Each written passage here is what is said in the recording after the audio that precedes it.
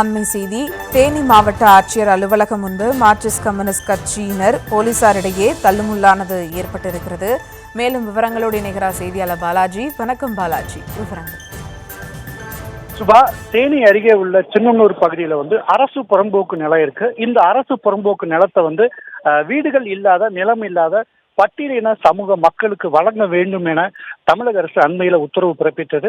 இந்த உத்தரவை கடந்த 3 ஆண்டுகளாக தேனி மாவட்ட நிர்வாகம் செயல்படுத்தாமல் இருந்து வந்தது. இதனை கண்டித்து பார்த்தோன்னா மார்க்சிஸ்ட் கம்யூனிஸ்ட் கட்சி அவ்வப்போது தேனி மாவட்ட ஆட்சியர் அலுவலகத்தை முற்றுகையிட்டு தொடர்ந்து போராட்டத்தில் ஈடுபட்டு வந்தாங்க. இந்த சூழல்ல இன்றும் அதேபோல் ஒரு போராட்டத்தை அறிவித்தாங்க. இந்த போராட்டத்தை அறிவித்ததை அடுத்து பார்த்தோன்னா மாவட்ட ஆட்சியர் அலுவலகம் முன்பு காவல்துறையினர் குவிக்கப்பட்டிருந்தாங்க. மாவட்ட ஆட்சியர் அலுவலகத்துக்கு உள்ளே செல்ல பேரிகார்டு அமைத்து யாரும் உள்ளே செல்ல வண்ணம் ஒரு தடுப்பு வேலைகளை ஏற்படுத்தினாங்க. இந்த சூழல்ல மார்க்சிஸ்ட் கம்யூனிஸ்ட் கட்சியினர் மாவட்ட ஆட்சியர் அலுவலகம் நோக்கி உள்ளே செல்ல முயன்ற போது அங்கு இருந்த பேரிகார்டுகளை கீழே தூக்கி எறிந்தாங்க. அப்போது காவல்துறையினருக்கும் மார்க்சிஸ்ட் கம்யூனிஸ்ட் கட்சியை சேர்ந்தவர்களுக்கும் கடும் தள்ளுமுள்ளு ஏற்பட்டது. இந்த தள்ளுமுள்ளின் போது பார்த்தோன்னா அங்கிருந்த பேரிகார்டுகள் தூக்கி வீசப்பட்டன.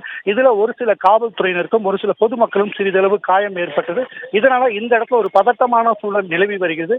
மேலும் பார்த்தோன்னா இந்த போராட்டம் காரணமாக இன்று பார்த்தோன்னா மக்கள் குறைதீர்ப்பு கூட்டம் நடைபெறும். ஏராள பொதுமக்கள் மாவட்ட ஆட்சியர் அலுவலகத்துக்கு சென்று தங்கள் கோரிக்கை மனுவை அளிப்பது வழக்கம். தற்போது மாவட்ட ஆட்சியர் அலுவலகம் முற்றிலுமாக மூடப்பட்டுள்ளது.